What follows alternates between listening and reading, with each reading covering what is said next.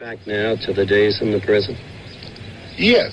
Matter of fact, I brought 3 guys along with me. Albert Johnson, Corny Cruz, and Rip Clark. Al did 14 years, Corny did 14 years, and Rip did 9 years. I lived with these guys for almost 7.5 years of my life I spent with these guys. And they watched me from the time that I came in until the time that I left. And they watched me grow from a jitterbug to an adult. You understand? So these guys are sharing a part of that. And that's why I brought them along, and they're going to see a moment, man, and perhaps maybe, it'll inspire some of them to do something with some of their talents,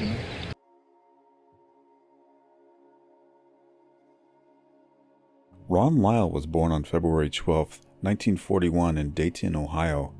Coming from a family of 19 children, his father worked as a minister and steel worker. His family would move to Denver, Colorado when Lyle was 8 years old. He would start to get in trouble with the law by his teenage years, and while in high school, he burglarized an ice cream stand and did 9 months in a reformatory. When he turned 20, Lyle would kill another man in a gang fight. He would be sentenced to 15 to 25 years in the Colorado State Penitentiary in Cannon City. Lyle was a model prisoner and became involved in athletics. He excelled in baseball and basketball, but switched to the boxing program run by Clifford Maddox.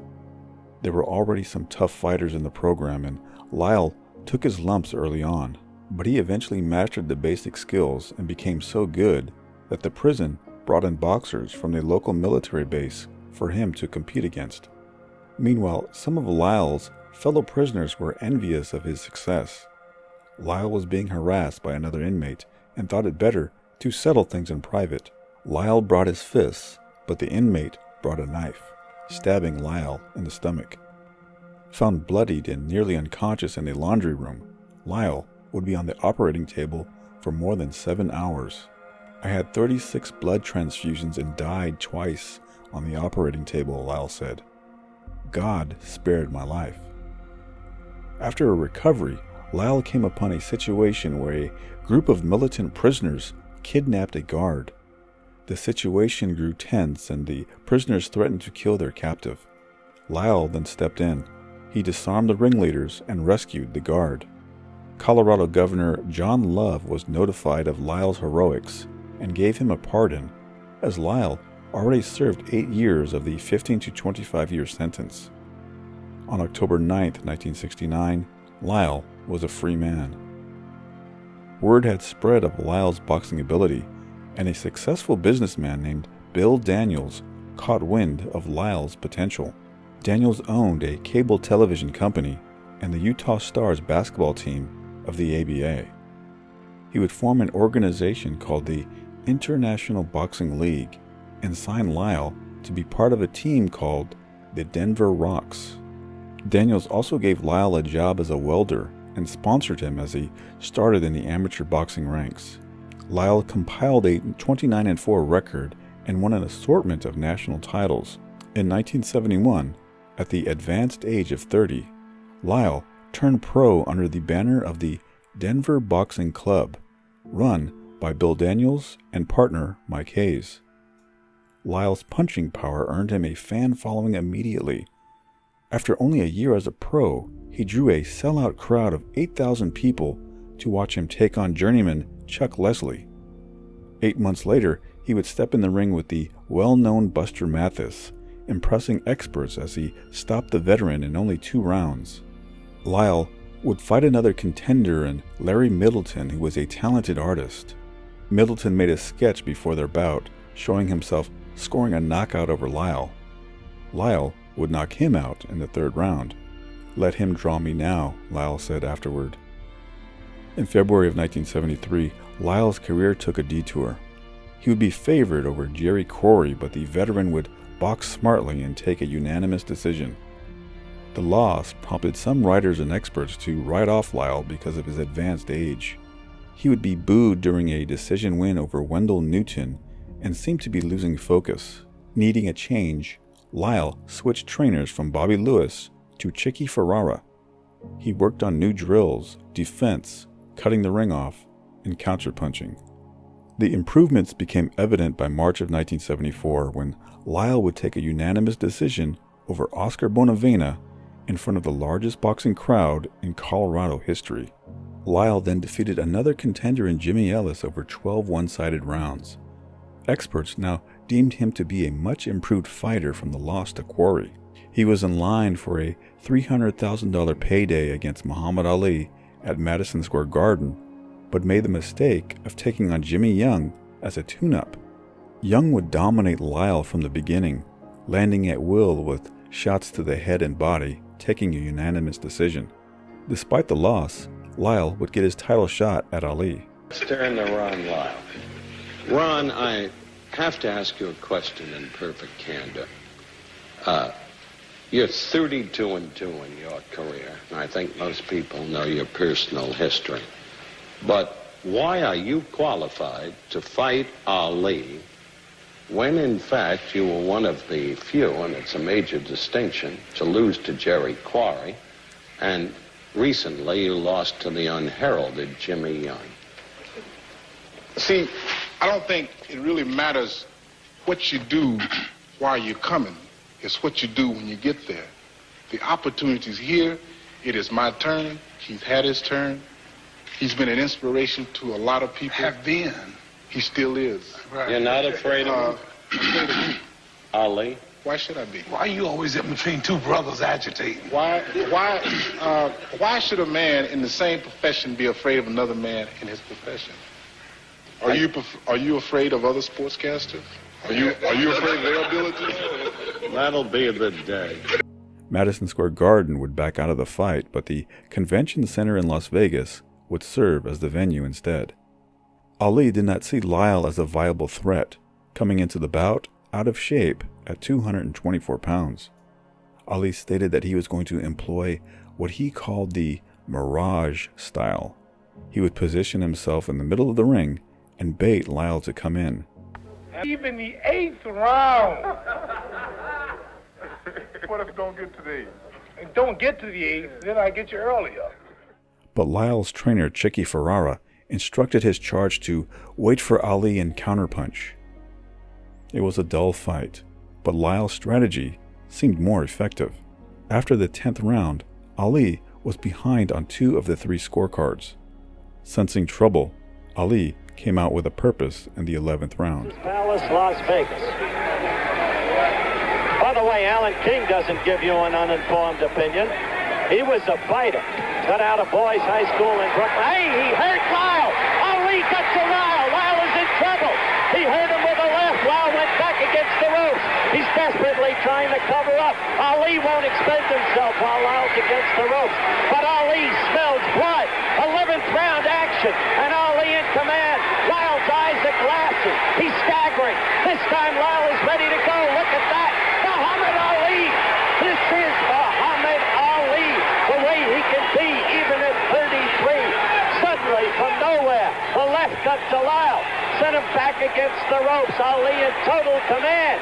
Being separated now. The fight is stopped by referee Bird Hernandez. Lyle is objected, but he is rubbery leg. Chicky Ferrara goes right after the referee. Why stop it? Why stop it? But it's a TKO. 4 months later, Ernie Shavers took the challenge of coming to Denver and taking on Lyle to settle who was the world's #1 heavyweight knockout artist.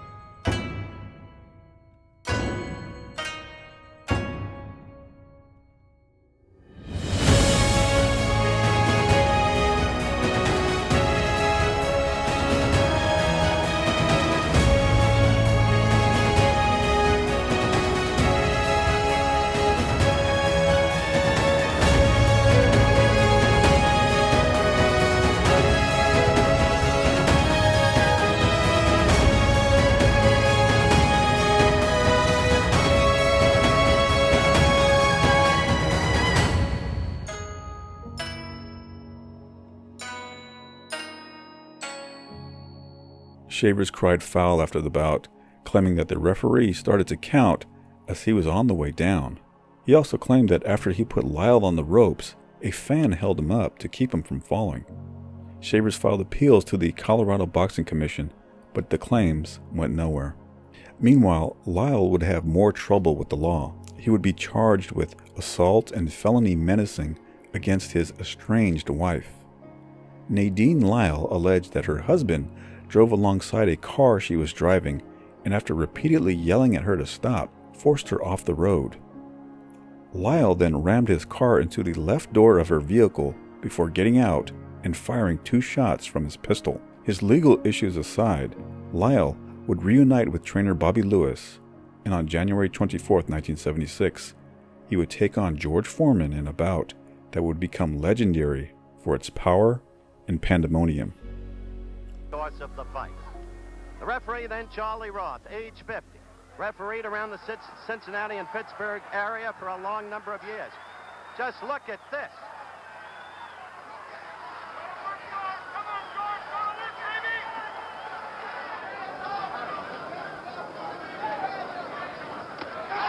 A good right by Lyle.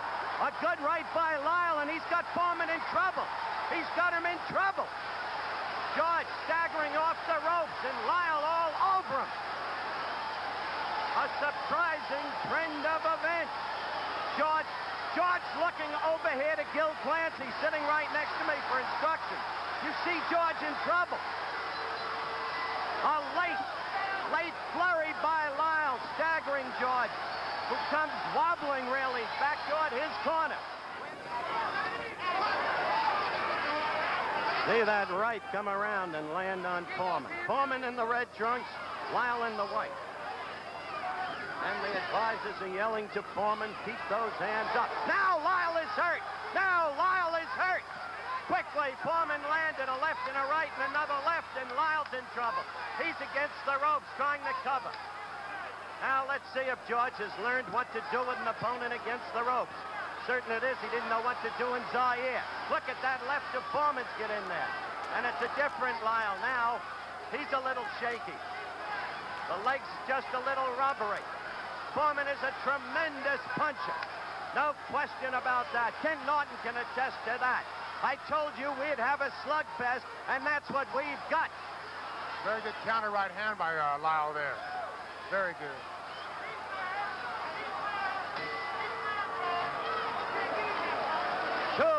Active rounds. 2 very active rounds, and the crowd loving it.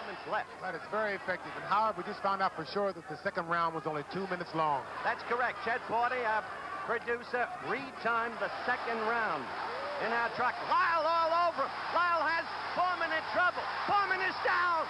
It started with a right, then a left. Foreman looking over here. Lyle to the neutral corner. His mandatory 8 count. Foreman trying to hold together, trying to keep his senses. Lyle putting on a tremendous demonstration. Now trying to move in on Foreman and end it. From what's happened to him? Well, in the 15 months since Zaire, he's been relatively inactive, except for that charade in Toronto against the frightful Bod. Now Foreman fighting back. Oh, Foreman is in trouble. Lyle caught him with a good left. Now George, now George struck back.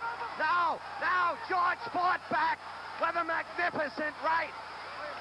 George fought back. Lyle let himself open for that. He got overly aggressive there, and he was very excited, and Foreman was throwing hard desperation punches. A minute to go in a wild fight.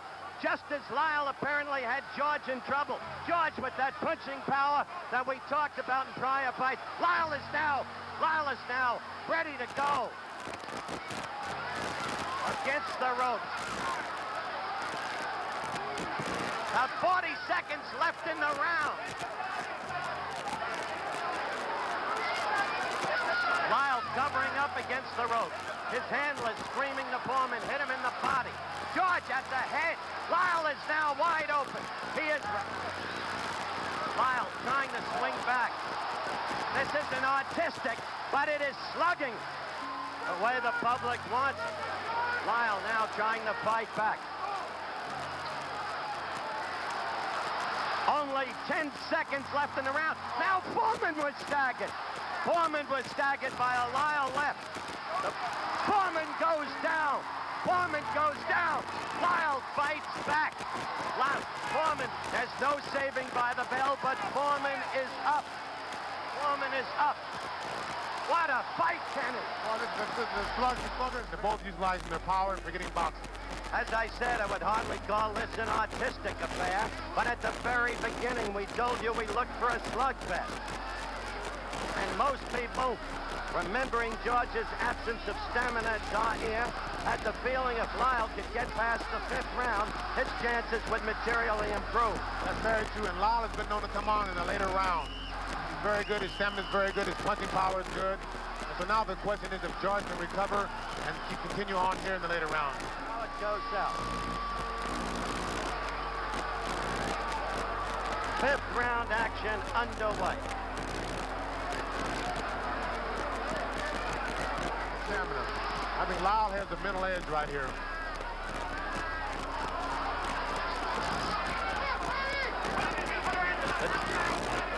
The two men both seem wary already, and who could blame them the way they've been punching and with the damage they've each been rendered. A good left by Lyle. Foreman holding on. Here we go, Howard. Staggering all over the ring. Lyle against the ropes, throwing the left uppercut. Foreman in trouble again. No bounce in the leg. Foreman's in bad trouble now, and Lyle's trying to execute with a hook. And Foreman's hands are down, if you notice, which is very good for Lyle's hook and overhand right. Foreman looking over here at Clancy for advice, and yet he doesn't even seem to be with it. Kenny made the point that George's hands are down, and so they are. George is falling forward over Lyle, trying to hit back. This is really a heavyweight fight, Howard. It's total guts here and power.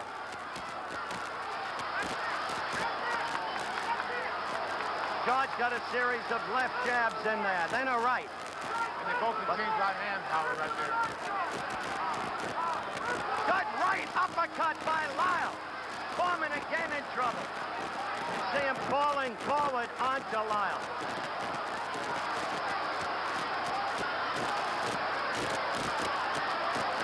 Now it's Lyle. Now it's Lyle. What an incredible fight. Utterly without boxing skills. Just punching away. Each fighter, in turn, leaving himself open. Both men are really working here. Foreman's using his power, and Lyle's waiting just a little too long. They're both fighting. Foreman. Lyle's got to come back with Now one it's down. Lyle. Down to the canvas. Foreman punching him again and again and again when it looked like George was done. This time it may be over. This time it may be over. Lyle's not going to make it, Howard. He's not going to make it. A knockout in the 5th round by George Foreman when it seemed Lyle had command of this ever-changing bout. The ebb and flow of the action almost unbelievable. First one, then the other. Foreman floored twice. Foreman floored twice in the 4th round, coming back to win. There were people in Foreman's corner who wanted to quit after the 4th round, but Gil Clancy asked for one more round. His decision allowed Foreman to save face and salvage a victory. "I'll keep boxing," Lyle said. "This one could have gone either way. Like George said, you've got to get up." I couldn't. Several months later, Lyle sued to get out of his contract with the Denver Boxing Club. President Bill Daniels called it the biggest heartbreak of his life. "We were partners, and I was his best friend," Daniels said. It was Daniels and Mike Hayes that restored his reputation from convict to folk hero. They would arrange for Lyle to visit jails and reformatories, or Lyle would tell inmates that he was proud to be an ex-convict and that he was there to give them hope. His backers also made Lyle chairman of 2 walkathons, one for the Colorado March of Dimes and the other for a local group that worked with disabled children. "We made him the most popular black athlete in Denver next to Floyd Little," Vice President Mike Hayes said. "We got him all kinds of publicity and made sure he went to every worthy benefit. What people don't know is that we had to argue with him to go, and he always wanted to be paid.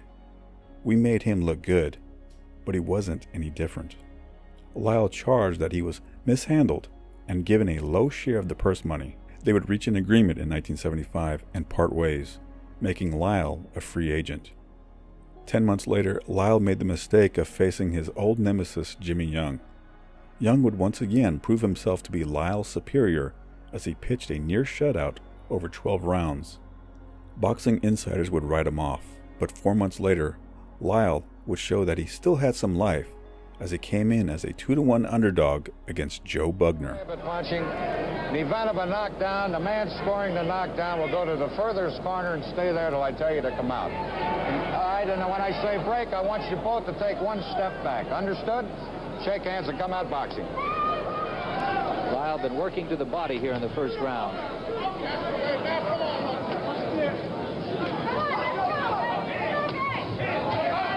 Right uppercut landed through the elbow guard of Joe Bugner. But right grazed and a good left uppercut from Lyle. It scored. Bugner landing, but without too much on it. We have 10 seconds remaining in the fight.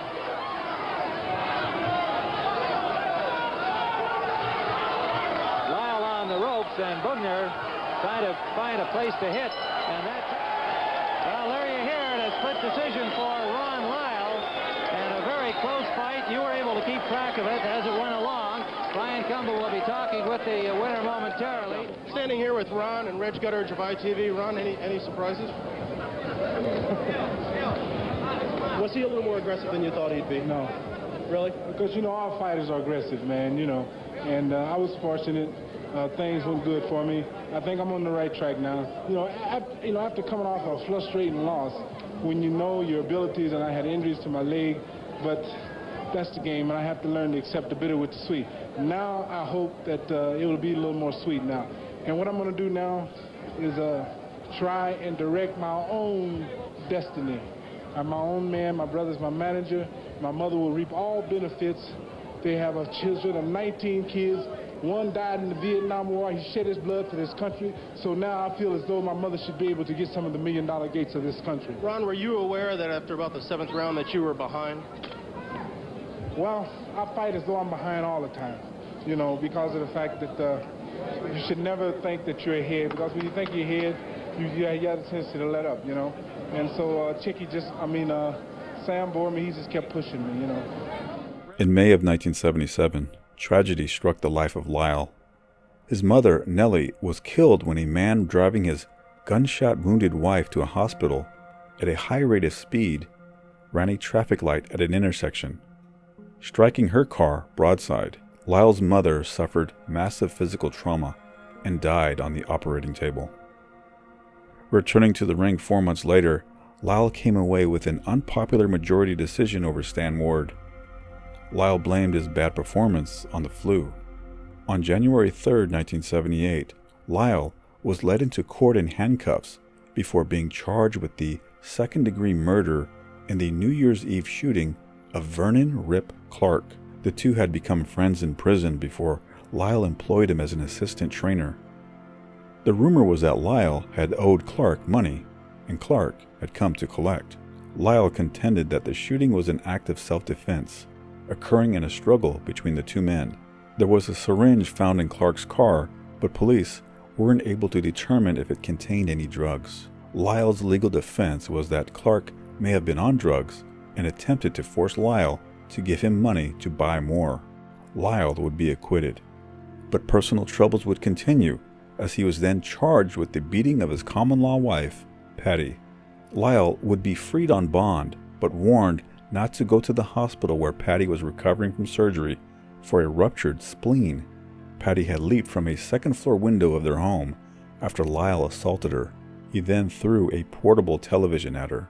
With money and legal troubles mounting, Lyle's career seemed to stagnate. He would struggle against Scott LeDoux, then suffer a stunning knockout defeat against the unknown Lynn Ball. In October of 1980, the 39-year-old Lyle would get one last payday as he stepped into the ring against the young Jerry Cooney. Just seen a hell of a fighter go to a shell of a fighter, 38-year-old Muhammad Ali. What's different about Ron Lyle at 38?